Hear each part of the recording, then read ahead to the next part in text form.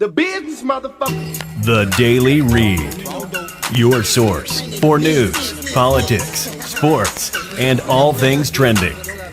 Here's your host, Marcus Gentry. Good evening, America. My name is Katie Britt, and I have the honor of serving the people of the great state of Alabama in the United States Senate. However, that's not the job that matters most. I am a proud wife and mom of two school-aged kids. My daughter Bennett and my son Ridgway are why I ran for the Senate. I'm worried about their future and the future of children in every corner of our nation. And that's why I invited you into our home tonight. Like so many families across America, my husband Wesley and I just watched President Biden's State of the Union address from our living room. And what we saw was the performance of a permanent politician who has actually been in office for longer than I've been alive. One thing was quite clear, though. President Biden just doesn't get it. He's out of touch. Under his administration, families are worse off, our communities are less safe, and our country is less secure. I just wish he understood what real families are facing around kitchen tables just like this one. You know, this is where our family has tough conversations. It's where we make hard decisions. It's where we share the good, the bad, and the ugly of our days. It's where we laugh together. And it's where we hold each other's hands and pray for God's guidance. And many nights, to be honest, it's where Wesley and I worry. I know we're not alone. And so tonight, the American family needs to have a tough conversation. Because the truth is, we're all worried about the future of our nation. The country we know and love seems to be slipping away, and it feels like the next generation will have fewer opportunities and less freedoms than we did.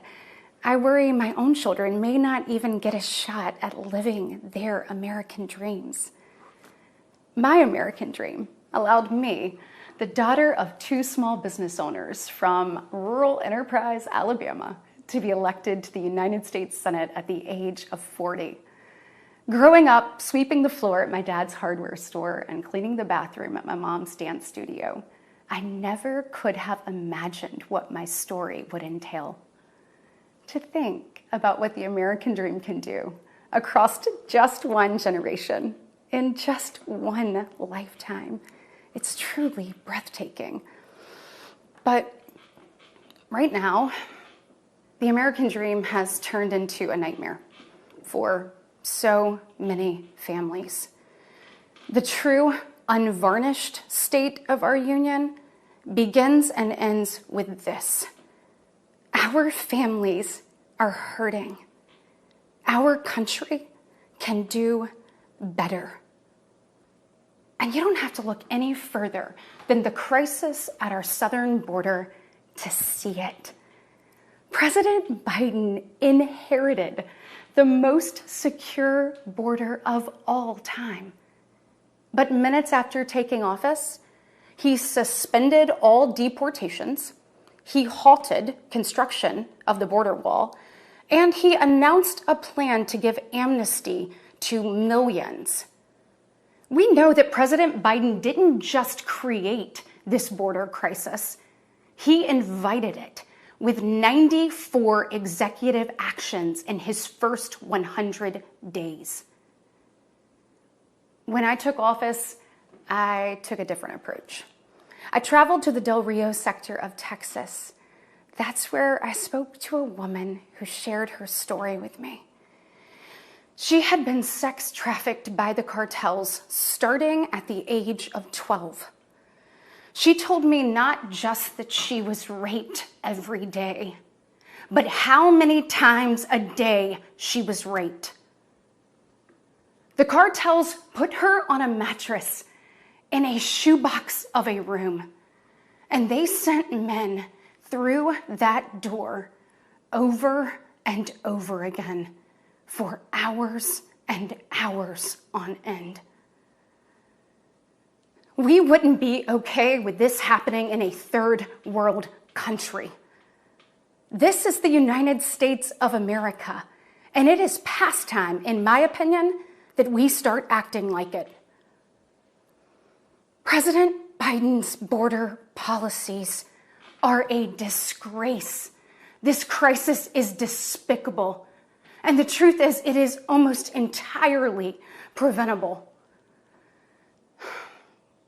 From fentanyl poisonings to horrific murders, there are empty chairs tonight at kitchen tables just like this one because of President Biden's senseless border policies. Just think about Lake and Riley. In my neighboring state of Georgia, this beautiful 22-year-old nursing student went out on a jog one morning, but she never got the opportunity to return home. She was brutally murdered by one of the millions of illegal border crossers President Biden chose to release into our homeland. Y'all, as a mom, I can't quit thinking about this.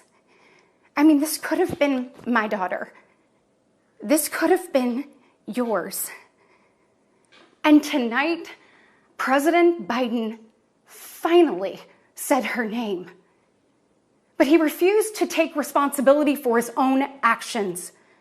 Mr. President, enough is enough. Innocent Americans are dying, and you only have yourself to blame.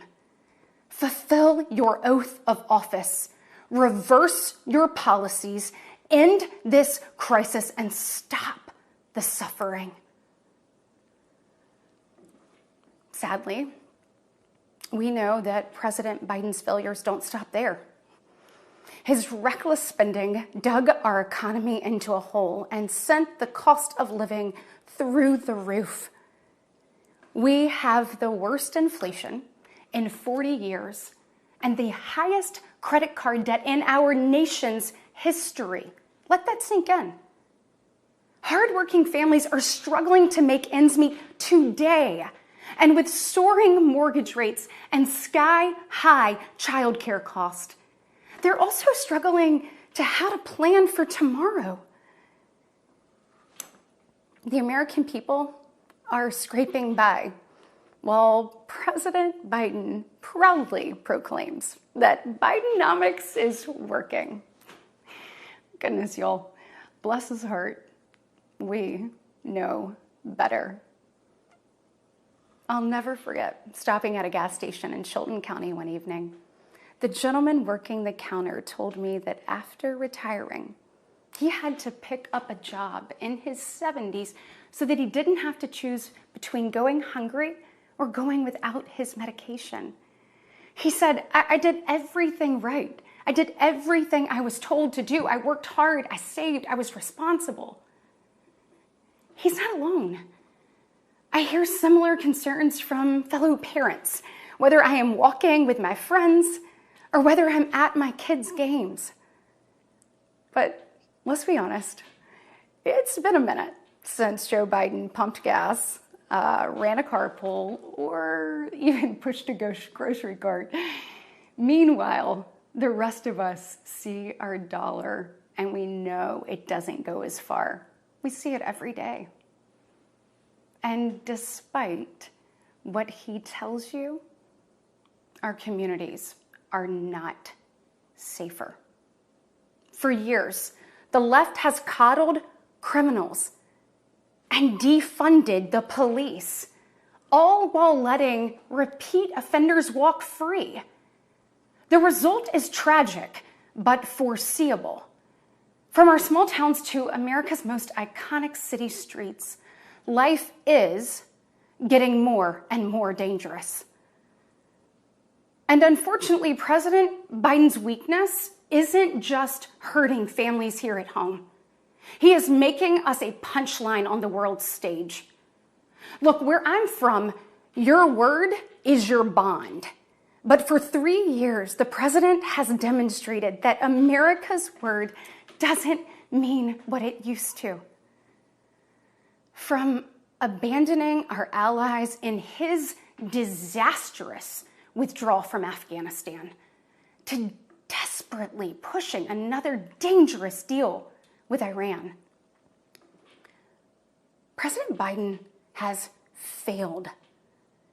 We've become a nation in retreat, and the enemies of freedom, they see an opportunity. Putin's brutal aggression in Europe has put our allies on the brink.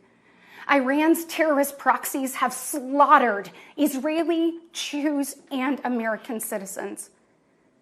They've targeted commercial shipping, and they've attacked our troops nearly 200 times since October, killing 3 U.S. soldiers and 2 Navy SEALs. Meanwhile, the Chinese Communist Party is undercutting America's workers. China is buying up our farmland, spying on our military installations, and spreading propaganda through the likes of TikTok. You see, the CCP knows that if it conquers the minds of our next generation, it conquers America. And what does President Biden do? Well, he bans TikTok for government employees, but creates an account for his own campaign. Y'all, you can't make this stuff up. Look, we all recall when presidents faced national security threats with strength and resolve. That seems like ancient history. Right now, our commander-in-chief is not in command. The free world deserves better than a dithering and diminished leader. America deserves leaders who recognize that secure borders, stable prices, safe streets, and a strong defense are actually the cornerstones of a great nation. Just ask yourself, are you better off now than you were 3 years ago? There's no doubt we're at a crossroads, and it doesn't have to be this way. We all feel it. But here's the good news. We, the people, are still in the driver's seat. We get to decide whether our future will grow brighter or whether we'll settle for an America in decline. Well, I know which choice our children deserve, and I know the choice the Republican Party is fighting for.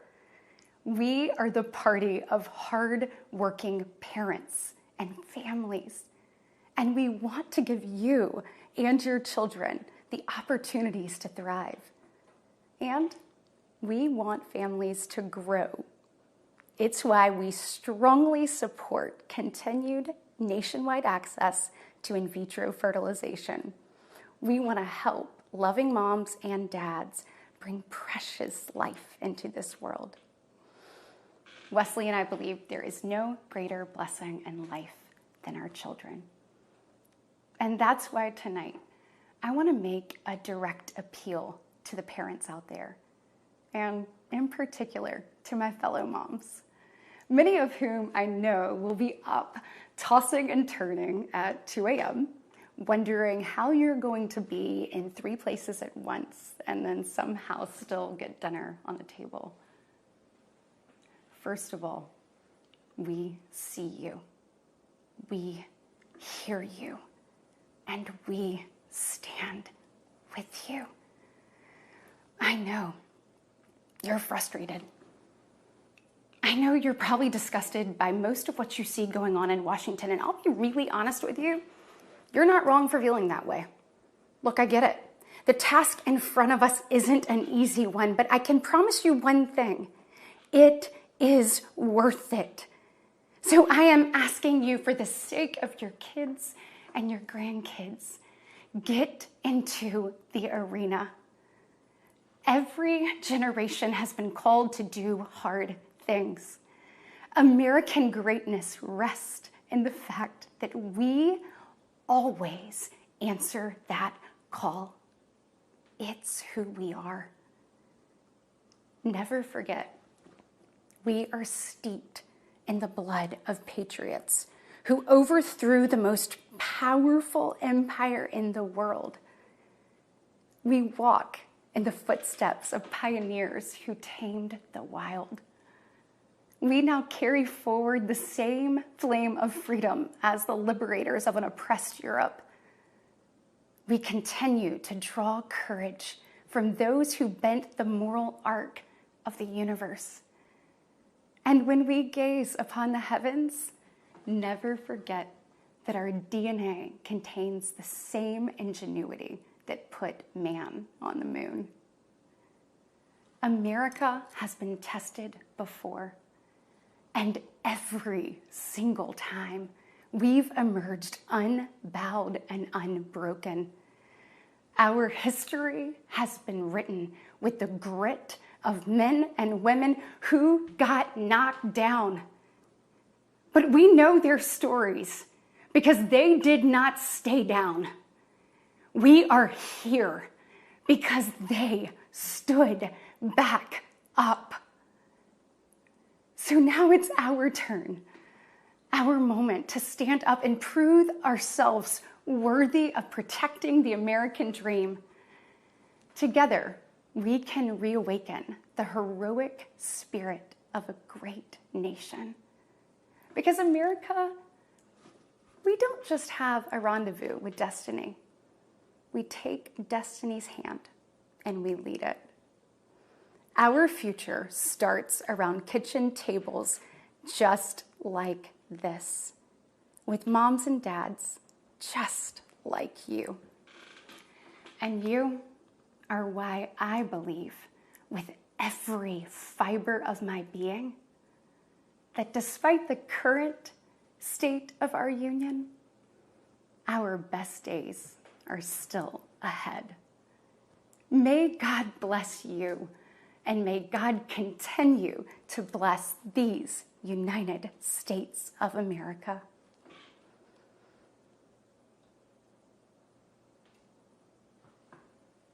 In a move that could haunt the GOP, Donald Trump's allies have now ordered mass layoffs at the Republican National Committee.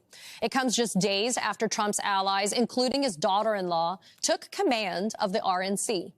Headlines calling it a, quote, bloodbath and a, quote, mob-like takeover, with more than 60 officials, including senior staff members, laid off or asked to resign and then reapply. It's reportedly part of a strategy to ensure that only staffers committed to Trump and the MAGA movement are left at the RNC. In other words, it looks like a purge of members deemed insufficiently loyal to MAGA.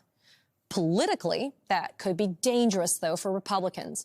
The rise of MAGA has led to a multi-year GOP losing streak in national elections, a streak Trump's main GOP primary rival, Nikki Haley, blamed on him. Donald Trump lost in 2018. He lost it for us in 2020. He lost it for us in 2022. Everything he touches, we lose. But the purge of the RNC could also give Trump more control over the organization's finances. Remember, weeks before becoming RNC co-chair, Laura Trump indicated the RNC might pay Trump's legal bills. Do you think paying for President Trump's legal bills is something that is of interest to Republican voters? Absolutely. After those comments, Trump's campaign insisted the RNC wouldn't be paying his legal bills. But some RNC members were concerned enough to want to put it in writing, drafting a resolution to prohibit the RNC from paying Trump's bills. And yet, that resolution was never adopted. Some RNC members are speaking out, criticizing the move. RNC member and Vermont GOP chair Paul Dame saying, quote, "It's something between a purge and a takeover, and that's a concern for me." Now Trump allies taking control of the RNC. Joining me now is Paul Dame, RNC member and state chair of the Vermont Republican Party, and Molly Jong-Fast, MSNBC political analyst and special correspondent for Vanity Fair. My thanks to both of you for being here. Paul, I'd love to start with you. Before the break, we talked about your reaction, which was, you say it's something between a cross between a purge and a takeover. Tell us what's going on and why you feel so concerned about the RNC. Yeah, at the time, that I had that conversation, it was a lot of speculation. That was before the news that broke Monday, indicating that almost 60 staffers had been cut. So it was really interesting for me. I had some concerns. Friday, we were in Houston. We voted for the new chair and co-chair. And I left thinking, all right, I'm going to give these folks the benefit of the doubt. And the first business day after that, we're seeing major changes at the RNC, and it's really affecting the people closest to the ground. A lot of the regional political directors and state directors were being affected by this. And that's the people that state parties like mine interact with on a regular basis. So it's kind of created some uncertainty about what's going to be happening at the RNC moving forward, and how do state Republican parties interact with the national organization.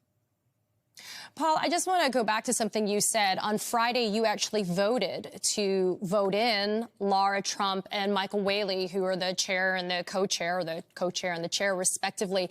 And you said you wanted to give them the benefit of the doubt, but did you really think, though, putting somebody like Lara Trump in a position like that, being the daughter-in-law of Donald Trump, did you really think that was going to be the best idea, considering everything that we had heard about plans to maybe use the RNC as Trump's personal piggy bank? Well, I had a very frank and direct conversation with Lara Trump during that meeting before the vote, and I got assurances from both her and Chairman Whatley that using RNC donor funds for legal purposes was out the window. We've also heard other staff say that, so I was willing to take them at their word, and until we see that change, we'll just have to watch what the actions are. So, Paul, my follow-up question then is, well, what recourse do you and others that have a concern about this purge that is happening at the RNC, what's the recourse for you if you don't think that these are the right moves that need to be done at the RNC? The Republican Party is still built from the bottom up. At our next meeting, members have a lot of options. It'll be the meeting right before the convention, so things about rules, passing resolutions, and then ultimately, next January, there will be a new vote to elect leadership. The term ended prematurely here when Ronna McDaniel stepped down. So Michael Whatley is just filling from now until next January. And so Republicans will, from all 50 states and the territories, will have an opportunity to weigh in after we see the November election results on what happens. And I think my concern has been that it looks like Trump is kind of moving the RNC in the same direction we've seen the DNC for years, being very top down. A lot of people saw how superdelegate situation in the DNC really robbed Bernie Sanders of an opportunity. And up to this point, the RNC has been very much bottom up, but maybe that's changing under Trump leadership. Molly and I, Paul, Molly and I are going to disagree with you on that. Molly, go ahead. Yeah, I mean, it's a very nice Republican talking point to say that about superdelegates stealing from Bernie. But in fact, it's from 2016. It's not true. It's been widely debunked. And also, I might add, Bernie was quick to endorse Joe Biden and has again. I understand that Republicans are upset about what's happened to the RNC, but I do not think this is the moment. I mean, you have a problem with your party and what's going to happen to state parties, but I don't know how much this has to do with the DNC. Well, and Molly, it's a comparison. DNC has been very top down, and RNC hasn't. But this is changing that. I'd love to see some reporting that would follow up on that. And I would say, Paul, I'm not quite sure. Paul, I'm not quite sure you can say that it's not top heavy at the Republican Party if Donald Trump is the person who's controlling the purse strings as well as the people. Molly, let me follow up with you quickly on something. Nikki Haley, the biggest primary rival, right, for Donald Trump, the one who kind of outlasted the head of lettuce. kind of warned that Trump is going to be a loser for the GOP. His policies, his stances have been losers for the GOP. As your friend and our friend Rick Wilson has said, everything that Trump touches dies. Is there a concern then if Trump is basically taking over and purging the RNC, Molly, that the RNC will no longer survive? Well, I mean, eventually the RNC will rebuild itself, but it certainly is a question as to why the RNC is handing the keys over like this. And, you know, Lara Trump has said publicly that she thought the RNC should pay Trump's legal bills. So it sounds like maybe she's walked that back. But, you know, look, Trump has a lot of legal bills. And, you know, I think there are a lot of state parties and that could use the money from the RNC. So, and really the job is, you know, that on the ground organizing, which it sounds like the RNC may not have this cycle. And I think they could probably use it. The business, motherfucker. The Daily Read. The business.